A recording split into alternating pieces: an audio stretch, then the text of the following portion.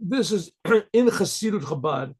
You have to go to your local Chabad house and ask them to see mamar,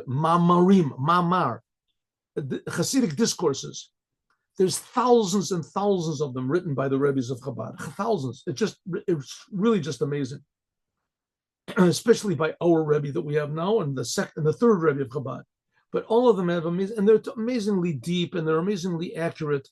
And all of there are people that like King David had enemies, Moses had enemies, so Chabad also had enemies. But all of these enemies that there are of Chabad, or detractors of Chabad, which there's not too many nowadays, but they have one thing in common: and they never read anything that's written by any of the Rebbes of Chabad. Never read anything. It's a how do you say a precondition that if you want to talk against Chabad, the precondition is you have to be that you never read anything that the Rebbes read, or if you did read anything, you didn't understand it. Understand it. So, why is that? Because the teachings of the Rebbes of Chabad are pure godliness. Pure. Say what you want to. It can't be such a thing. Try. We'll see. Pure godliness. What does it mean? I read them. I don't feel anything because we don't know what God is. We don't know what God is. That God creates the world, that's small change for God. That's nothing. God creating the world, nothing. God giving the Torah, that's the essence of God. That's the essence of God. And that's the words that the Rebbe spoke. These are these letters, just a bunch of letters.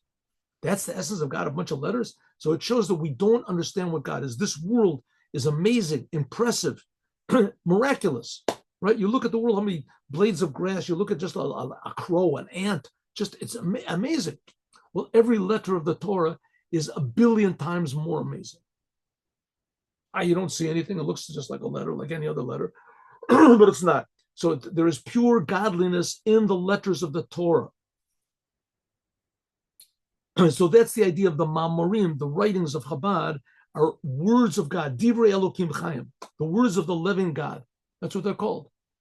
The Tzemach Tzedek told his son, my grandfather, the Tzemach says the third Rebbe of Chabad, he told his son, was the fourth Rebbe of Chabad, who was the grandfather, the one who's writing this, was the sixth Rebbe of Chabad, that there's a mimer which is called Mareim Maseim and Torah Or. That's the first mimer that the Maggid of Mezrich said when he took over the leadership of the Hasidim after the passing of the Baal Shem Tov.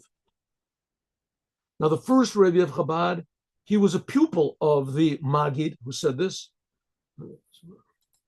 He said he heard this mimer from Rabbi Mendel of Horodaker. Mendel of Horodaker, he was also Menachem Mendel of Vitebsk.